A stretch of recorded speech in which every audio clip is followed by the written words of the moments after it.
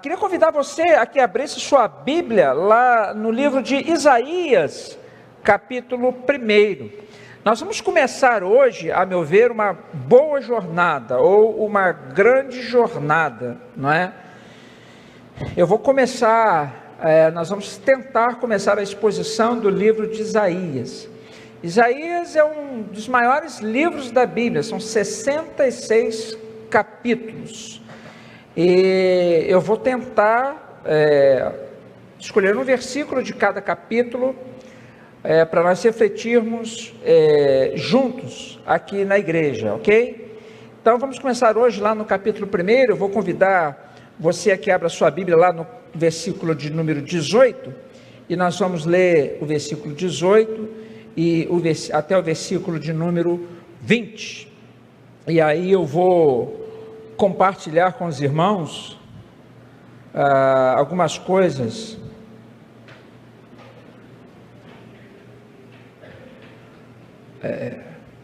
sobre esse livro. Quantos irmãos aqui já leram Isaías? Levanta a mão aí.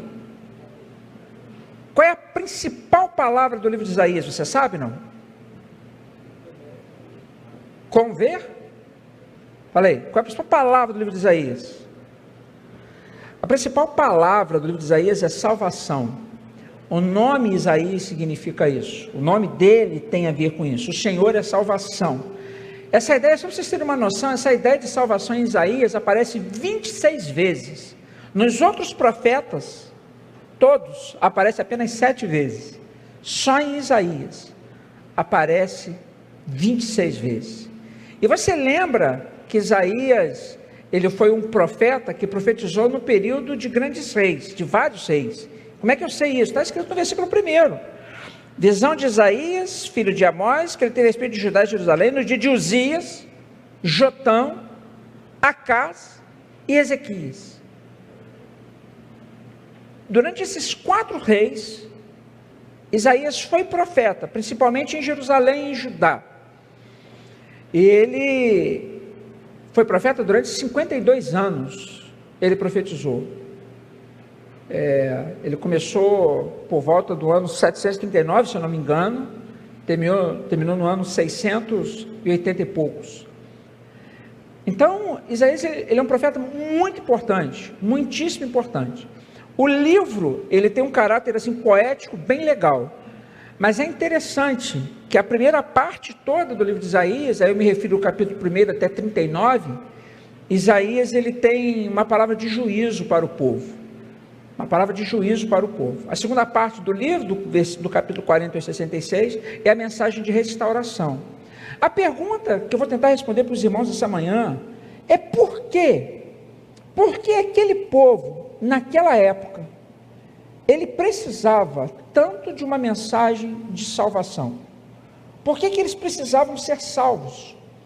Por que eles precisavam de uma mensagem de conversão mesmo? E aí é por isso, e aí a gente vai demonstrar isso durante as nossas reflexões, que Isaías é um livro da Bíblia, ou provavelmente o livro da Bíblia, que mais aponta para a pessoa de Jesus. Ele fala do nascimento, ele fala do ministério, ele fala da rejeição de Cristo, ele fala do ministério de Jesus entre os gentios, ele fala da ressurreição, ele fala da vinda de Cristo. Isso tudo só no livro de Isaías.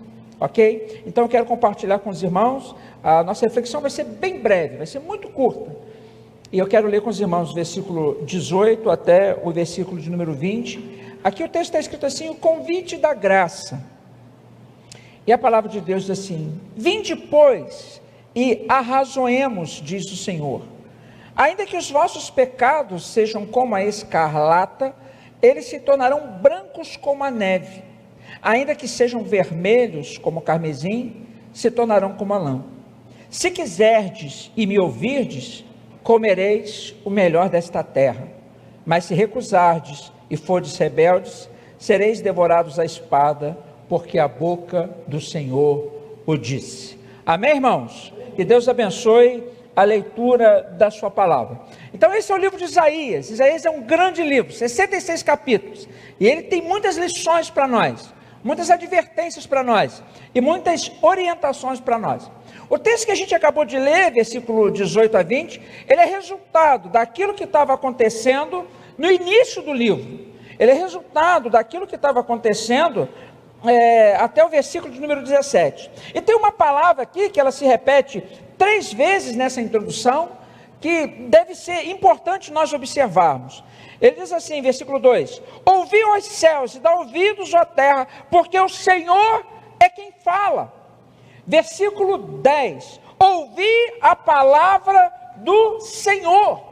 Se você olhar o versículo 20, mesma coisa, o último verso que nós lemos, porque a boca do Senhor o disse. O argumento principal aqui de Isaías era que Deus estava falando. Era Deus quem estava falando, não eram as pessoas que estavam falando, era Deus quem estava falando. E aqui, você sabe, o chamado de Isaías vai se dar no capítulo 6, mas aqui ele já começa a escrever a visão que ele teve. Já era Deus falando para aquele povo, Deus falando para aquela gente, é Deus quem está dizendo. E aqui já tem uma lição interessante para nós, porque quando nós rejeitamos a voz de Deus, aquilo que o Senhor fala conosco, por intermédio da sua palavra, o resultado na nossa vida é o que está descrito no versículo 19. Eu não quero aqui falar com os irmãos acerca daquelas mensagens que põem medo nas pessoas.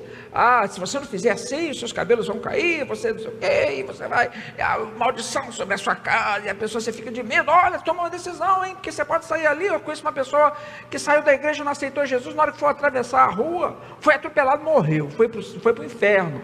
Não tem aquelas coisas assim, não é isso. A questão é a gente pensar no que o texto está dizendo. E o versículo 18 ele começou assim: vinde, pois, e arrazoemos. Eu não sei como é que está escrito na sua versão, mas na versão NVI, esse termo, essa expressão arrazoar, está escrito assim: venham, vamos refletir juntos. Na Almeida Revista Corrigida, o autor escreveu, o tradutor escreveu: vinde então, argui-me, quer dizer, vem me perguntar. Pessoal que gosta do inglês aí, eu não falo inglês, mas o pessoal que gosta de inglês aí, na versão inglesa aparece a expressão let us reason together. Vamos raciocinar juntos. Vamos raciocinar, vamos pensar. Na versão italiana, vamos discutir.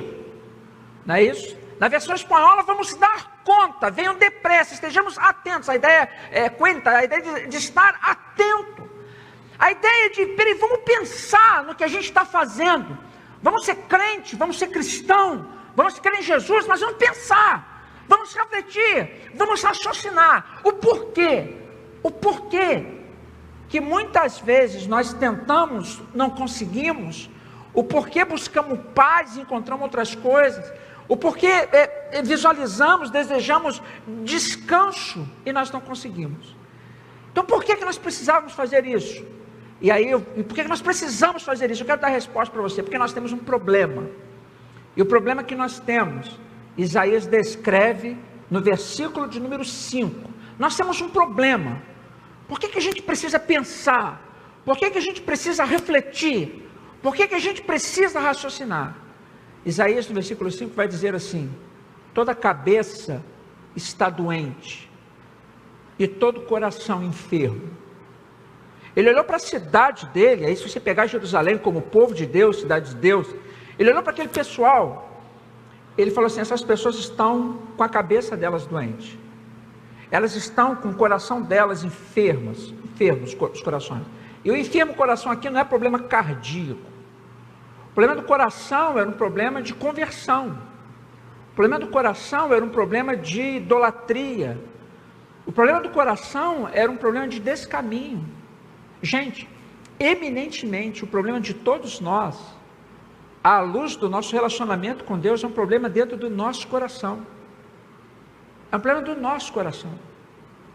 Se o nosso coração for convertido ao Senhor, se o nosso coração for cheio das coisas do Senhor, se nós respirarmos as coisas de Deus no nosso coração, e se o Senhor dominar a minha mente também. Lembra lá de Romanos capítulo 12, transformai-vos pela renovação do vosso entendimento. E aí Isaías começa a sua carta e ele diz: todo coração está doente, toda cabeça está doente, todo coração enfermo. Todos nós temos um pouco de doido. Se fosse aquelas igrejas, não tem aquelas igrejas que fazem assim, fala para a pessoa que está ao teu lado, né? Não tem aqueles negócios assim? Fala aí para o teu irmão, ó, você não sei o quê. Eu diria agora, fala para o teu irmão, você é doido, hein? Né? É mais ou menos isso. Porque a Bíblia diz, que ele está dizendo isso aqui, toda cabeça está doente e todo coração enfermo. Qual é a nossa resposta então a isso? O que nós vamos fazer então em razão disso? Olhando para o capítulo 1, à luz desse texto que nós lemos, o que nós vamos fazer? Como nós podemos fazer? Porque às vezes não passa pela sua cabeça também, quando você diz assim, eu acho que estou ficando doido. Não passa pela sua cabeça isso. Você diz assim, eu acho que eu não estou muito certo, não. Ou alguém que vive com você, você diz, fulano parece que não está muito certo. Olha o que ele está fazendo. Em alguma medida, irmãos, esse é um problema de todos nós. Essa é uma dificuldade de todos nós. E aí a gente pode pegar estudos aí na área de psiquiatria, na área de psicologia, a gente vai ver isso lá. Vai ver isso lá. Por quê? Porque muitas vezes nós pensamos além daquilo que nós suportamos. Nós tentamos antecipar fatos da nossa vida que nós não temos controle sobre eles. É por isso que você vê gente aí com toque, que diz que está com toque, com transtorno de ansiedade, um monte de coisa. A gente começa a pensar e a nossa mente vai trabalhando tanto, e no final as coisas elas não batem. Mas aí a palavra de Deus vem e nos convida assim, vem, vamos discutir juntos, vamos arrazoar, vamos refletir. O que nós estamos fazendo que pode comprometer a nossa vida com o Senhor? Nós começamos a campanha de missões nacionais agora porque Ele me amou. Poxa, se Deus me amou, se Deus morreu por mim, o que me falta ainda para eu viver uma vida de paz, de contentamento, de alegria? O que me falta ainda? Parece que Isaías vai responder. Então, se eu pudesse compartilhar com vocês uma frase que possa sintetizar essa ideia que eu acabei de dizer, eu diria assim: atentos à palavra de Deus e reflexivos acerca das minhas ações, eu decido pelo que é melhor e que agrada ao Senhor. Então é Deus falando, é palavra de Deus, é Deus falando, Deus falou, Deus falou, Deus falou. Isaías está sendo incisivo nisso. Então eu atento à palavra de Deus, reflexivo acerca das minhas próprias ações.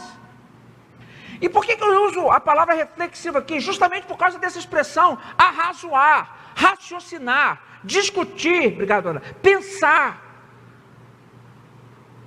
É justamente por isso que eu uso essa palavra, atentos à palavra, diz reflexivos, pessoas que raciocinam acerca das suas próprias ações.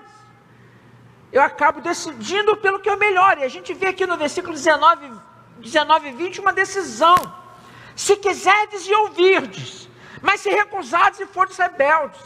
Uma medida, uma decisão que nós tomamos, é um posicionamento que nós tomamos aqui.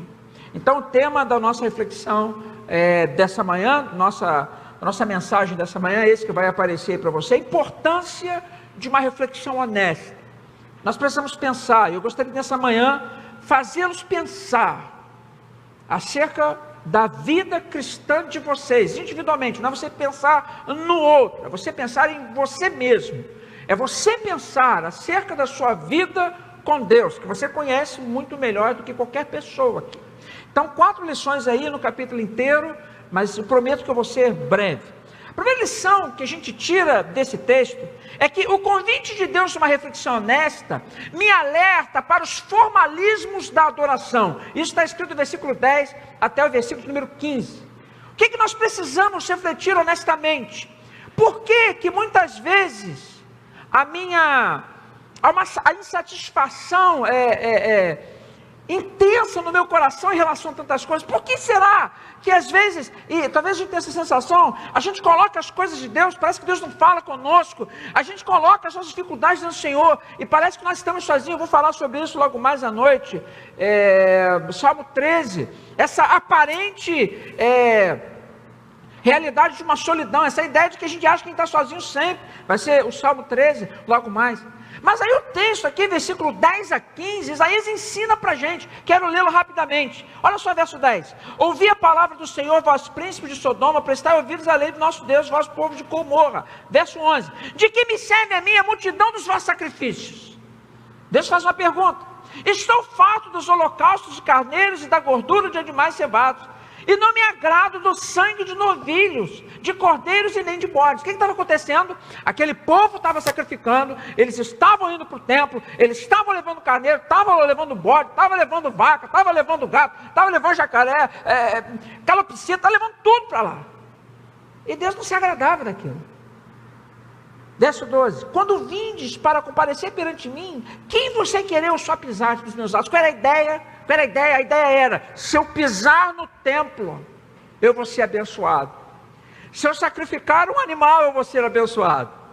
Aquela ideia do ritualismo mesmo, aquela ideia dessa coisa religiosa, desse formalismo religioso. Não continueis a trazer ofertas vãs. O incenso é para mim abominação. E aí tinha as festas, e também as festas da lua nova, os sábados, e a convocação das congregações. Não posso suportar iniquidade associada ao ajuntamento solene. O que estava acontecendo? Aquele povo, eles tinham uma prática no templo, mas eles tinham outra prática fora do templo. E Deus falou assim: eu não suporto isso. Eu não suporto isso. Eu não aguento a iniquidade associada ao ajuntamento solene. Eu não aguento mais essa questão de cumprimentos de regras, de um formalismo religioso, em que o coração de quem o faz está distante de mim. Era isso que Deus estava condenando. Era essa a advertência para Judá. Versículo 15: pelo que quando estendeis as mãos, escondo de vós os olhos. Sim, quando multiplicar as vossas orações, não as ouço, porque as vossas mãos estão cheias de sangue. Então Deus olhava para aquele povo e dizia para eles: olha, vocês, no formalismo religioso, vocês são uma coisa, mas fora desse formalismo, vocês são outra coisa. Vocês vêm fazer as suas orações, vocês vêm invocar Deus para respaldar as suas ações, mas na prática vocês fazem outras coisas. É aquela ideia de: eu faço questão de apresentar o meu filho na igreja, mas saiu da igreja, a prática é outra, é um formalismo religioso. Eu faço questão de passar pelo batismo, para ter a aprovação da igreja, mas a vida no dia a dia na casa é a vida ainda do velho homem. O relacionamento do trabalho ainda é de velho homem. O relacionamento no namoro ainda é de velho homem. O relacionamento virtual ainda é de velho homem. Então Deus olhava para aquilo e dizia assim: vocês precisam pensar, vocês precisam refletir. Em alguma medida, Deus estava dizendo: isso denuncia uma doença espiritual de vocês. Versículo 5: em alguma medida, isso denuncia uma disparidade entre o que vocês fazem religiosamente e o que vocês vivem diariamente. Então a primeira coisa que a gente precisa entender é tentar responder essa pergunta do versículo 11: do que me serve a multidão dos vossos sacrifícios? O que esse sacrifício religioso todo serve para Deus? O que vai adiantar isso tudo, se o meu coração enfermo, doente, ele continuar enfermo e doente? O que vai adiantar isso tudo? Deus está dizendo nada. Deus está dizendo: eu não tenho como conjugar isso, eu não tenho como combinar isso.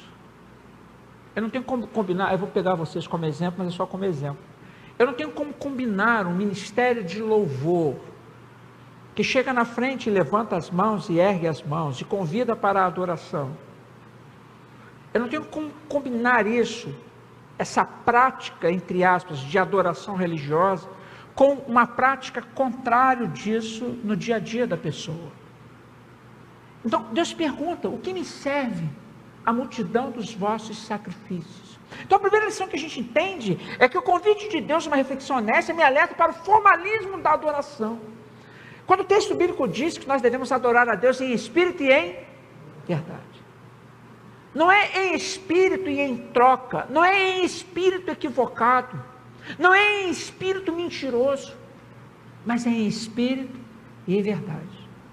A segunda lição que a gente tira desse texto aqui do capítulo 1, é que o convite de Deus a uma reflexão honesta, ele me alerta para os imperativos da comunhão, não apenas para os formalismos da adoração, mas para os imperativos da comunhão. Isso Isaías escreveu no versículo de número 16 e 17, lavai-vos, olha os imperativos, lavai-vos, purificai-vos, tirai a maldade dos vossos atos diante dos meus olhos, cessai de fazer o mal, aprendei a fazer o bem, atendei à justiça, repreendei ao opressor, defendei o direito do órfão, pleiteai a causa da viúva. É interessante essa exigência divina para a adoração. Ele diz, se vocês querem realmente que eu entenda o sacrifício de vocês, que eu visualize o sacrifício de vocês, que vocês querem realmente que isso seja conjugado, vocês precisam fazer algumas coisas. E aí são as ordens, são os imperativos. Ele diz, vocês precisam se lavar. Não é isso? Lembra que João Batista disse? João Batista disse assim, eu vos batizo com água, mas haverá um que virá e vos batizará com o Espírito. O batismo com água, ele nos lava externamente. O batismo com o Espírito, aleluia, ele nos lava internamente. É assim que nós precisamos ser lavados. É assim, irmãos, eu vou usar uma palavra que pode gerar controvérsia, mas é assim que a nossa alma precisa ser lavada. A alma no sentido da nossa vida interior ser lavada. É por isso que nós precisamos orar todos os dias, Senhor, lava minha mente. Se você pudesse fazer uma lista de coisas sujas que você carrega dentro de você, viu o texto falando, purificai-vos, limpai-vos. Se você pudesse fazer uma lista de coisas sujas, eu tenho ódio de fulano, eu tenho olhos voltados para essas práticas, eu tenho esse tipo de maldade no meu coração, quando ele fala, tirai a maldade dos vossos atos diante dos meus olhos. Se você pudesse fazer, meu irmão, uma lista de coisas sujas, de coisas que você carrega, que eu carrego, e que nós precisamos nos limpar, de coisas que corroem ou que corrompe a nossa mente, como um HD corrompido, como um CD corrompido, que arranha e ele fica corrompido. Se nós pudéssemos fazer uma lista de coisas que nós precisamos tirar, limpar, purificar, que lista nós faríamos? Que lista você faria? Talvez você possa, ao término desse culto, ou talvez pegar a caneta aí, eu tenho uma aqui, pegar aí na margem da sua Bíblia, e escrever aí nesses imperativos, e dizer, Senhor, me purifica da mentira, me limpa, Senhor, do pensamento vil, me tira, Senhor, do caminho errôneo, do caminho errado, Senhor, que os meus olhos estejam atentos à justiça, que eu aprenda a fazer o bem, que eu aprenda a defender o direito do outro, e não apenas o meu direito e a minha justiça, como está escrito no versículo 17. Então Deus chamou aquele povo, chamou o povo de Jerusalém e disseram, olha, se vocês tiverem um olhar interno para vocês mesmos, e é interessante observar isso aqui no texto, quando ele fala para as pessoas, ele fala para olhar para dentro, mas quando ele fala do outro, ele nos aponta para olhar para fora do outro.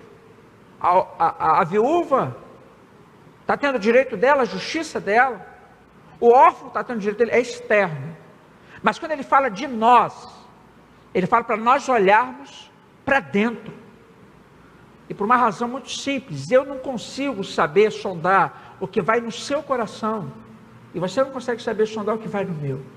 Então é interessante essa ideia aqui, olhe para dentro de você, mas esteja atento, observe a causa externa do outro, o que o outro está passando, o que o outro está padecendo.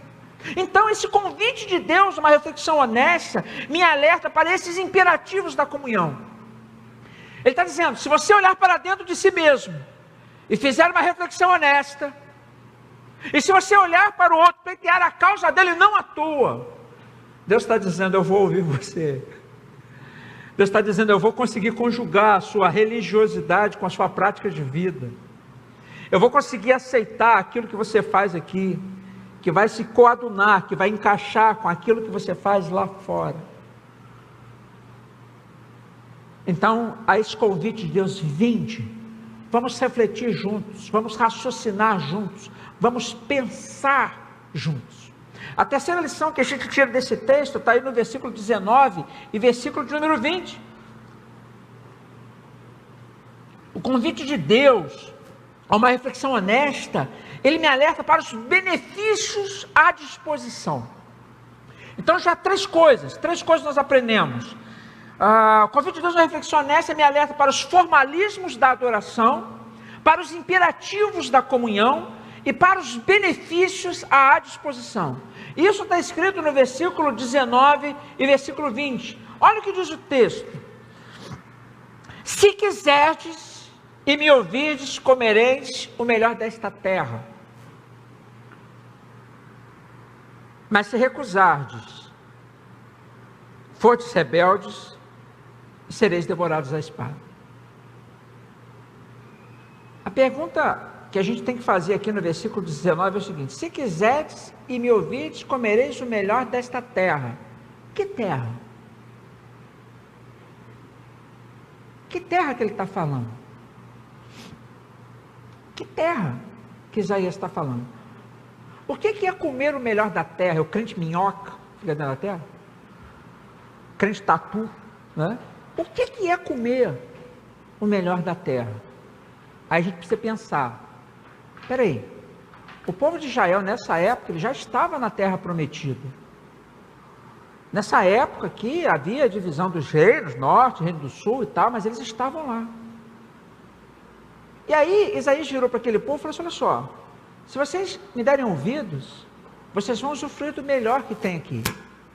Aí a pergunta é: mas o que tinha na terra, naquela terra que era boa? O que tinha naquela terra que era melhor?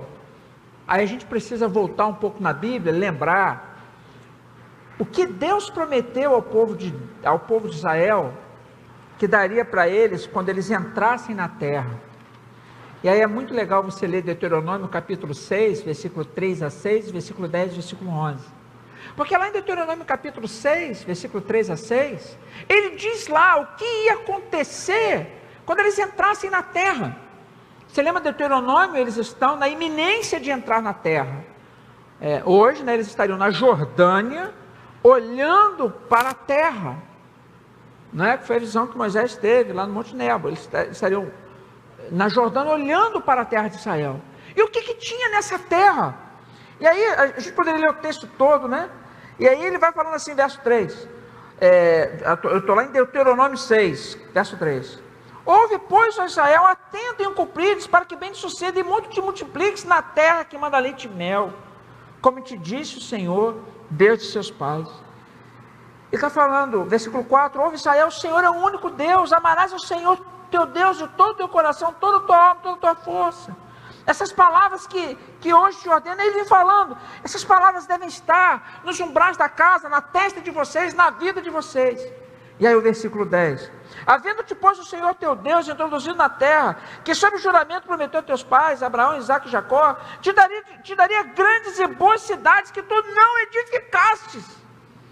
Versículo 11, e casas cheias de tudo que é bom, casas que não enchestes, e postos abertos que não abristes, vinhais e olivais que não plantastes, e quando comeres e te fartares, guarda-te para que não esqueças do Senhor que tirou a terra do Egito. Ele está dizendo, quando você entrar nessa terra, vocês não apenas vão ter os benefícios da agricultura, terra que mana leite e mel, mas vocês vão possuir coisas que vocês não precisaram trabalhar para edificar, e vocês vão ter casas que tem tudo dentro delas. E você pode dizer para mim assim, pastor, lá em casa tem tudo. Lá em casa tem fogão, eu não sei o nome, aquele que não tem gás lá. Não sei que top, sei lá. Tem um fogão, lá em casa tem forno, lá em casa tem um freezer, lá em casa tem. Eu tenho tudo, pastor, que eu preciso ter lá em casa. Aliás, a casa é minha. Mas eu diria para você, se na sua casa não há harmonia, se na sua casa não há respeito, se na sua casa há inobservância da palavra de Deus, se na sua casa não há lugar para o Espírito Santo de Deus, talvez no seu coração você ache que te falte muita coisa. O que é interessante nesse texto são os frutos, as bênçãos dessa terra.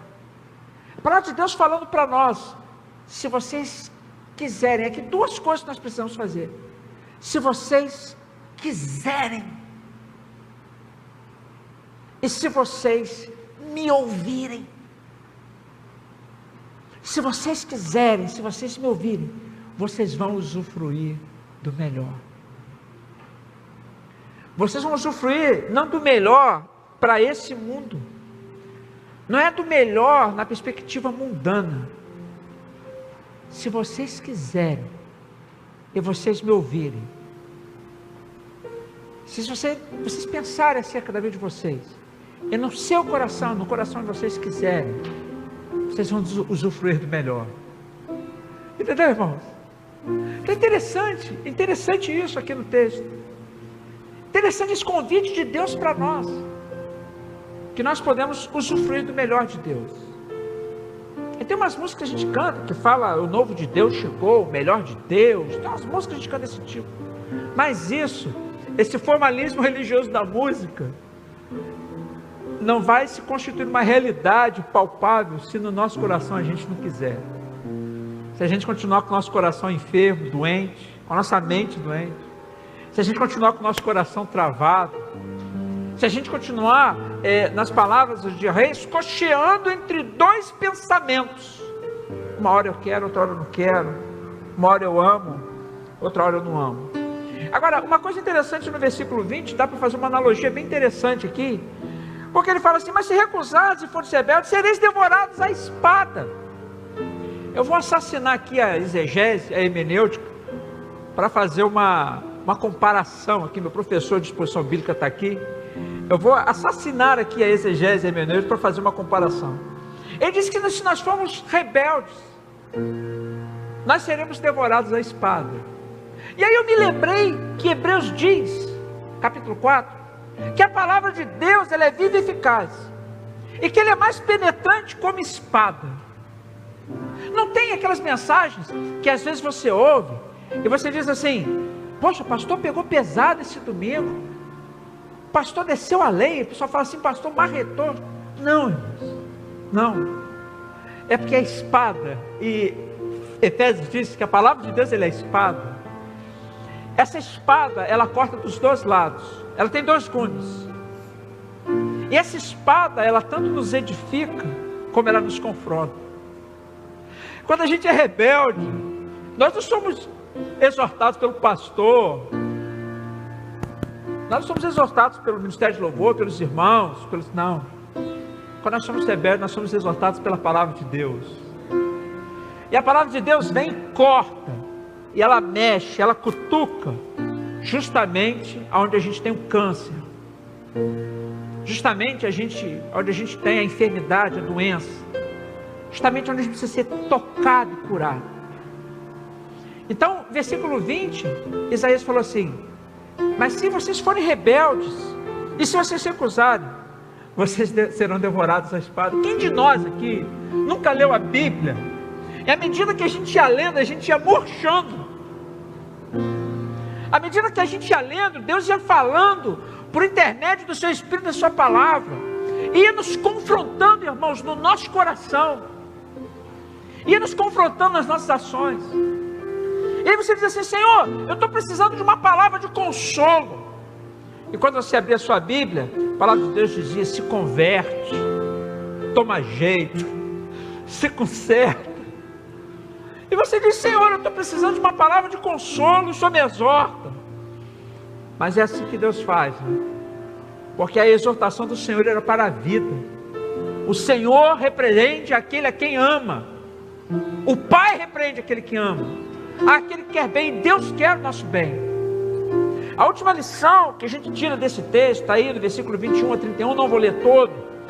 Mas a quarta lição, e essa é a boa mensagem, a boa notícia para nós, é que o convite de Deus a uma reflexão honesta me alerta para os caminhos da redenção. Ok, aquele povo, ele estava doente, ele estava com a cabeça doente, o coração dele estava doente. Talvez você se sinta assim hoje. Talvez você diga, pastor, eu estou com a minha mente cansada, eu estou com o meu coração enfermo, meu coração está doente, pastor, tanta coisa. me afastei de Deus, eu estou frio, eu não estou conseguindo escolher certo, eu estou como Paulo lá, sei o que é certo, mas faço errado. Aí Deus fala, mas se você vier, se você me ouvir, se você não for rebelde, Deus começa a fazer a restauração da cidade. E essa restauração, ela vai do versículo 1, versículo 21 ao 31. Eu só quero ler o verso 27, que é o auge desse trecho. Quando ele diz: Sião será redimida pelo direito, e os que se arrependem pela justiça. A promessa final de Deus para nós é que Deus tomará satisfação e emplacará a sua justiça. Verso 24. Aquela imundícia do início do capítulo, ela é transformada em purificação de escória e da impureza. Versículo 25. Voltarei contra ti a minha mão, purificar-te-ei como a potassa das suas escórias. Você lembra de algum outro texto da Bíblia que fala sobre a potassa, que fala sobre o sabão? Eu estava lendo esse texto e me lembrei de Malaquias capítulo 3, versículo 2, quando o profeta disse assim: Senhor, me lava como a potassa do lavandeiro. É aquele pessoal clamando, irmãos, para serem limpos, para serem purificados. Me lava, Senhor, assim como a lavadeira na beira do rio pega a potassa, pega o sabão e lava, e bate a roupa, e lava no rio, até o lençol ficar branco. Malaquias clama para ser lavado assim, mas Isaías diz que o Senhor nos lavará assim. A Bíblia diz que o Senhor nos lavará como a potassa. Voltarei contra ti a minha mão, purificar-te-ei como a potassa das tuas escórias, e tirarei de ti todo metal impuro. Irmãos, que promessa na palavra de Deus, saber que há redenção para nós. Saber que nessa manhã, eu e você, podemos tomar uma decisão de nos lavarmos, de nos limparmos, de querermos ouvir a Deus, usufruirmos do melhor da terra e de sermos lavados por Ele. Quando é que a gente vai fazer isso? E aí eu quero encerrar, contando uma história para você. Um rapaz chegou para o seu mestre, um discípulo chegou para o seu mestre e perguntou para ele assim: mestre, quando é que eu tenho que me arrepender? E o mestre respondeu: você tem que se arrepender no último dia da sua vida. E o discípulo questionou ele, e dizendo: mas eu não sei qual é o último dia da minha vida. E o mestre respondeu: justamente porque você não sabe, você precisa se arrepender hoje. Justamente porque nós não sabemos, nós precisamos tomar a nossa decisão por Cristo hoje. Justamente porque nós não sabemos, nós precisamos pensar, refletir, raciocinar acerca de como vai a nossa vida cristã. E nós precisamos tomar a nossa decisão de arrependimento agora, nesse tempo. Amém, irmãos? 4 coisas que esse capítulo 1 de Isaías ensina para nós. O convite de Deus a uma reflexão honesta, me alerta para os formalismos da adoração, para os imperativos da comunhão, para os benefícios à disposição e para os caminhos da redenção. Que bom nós sabemos que em Cristo nós somos redimidos, ou que podemos ser redimidos. Amém?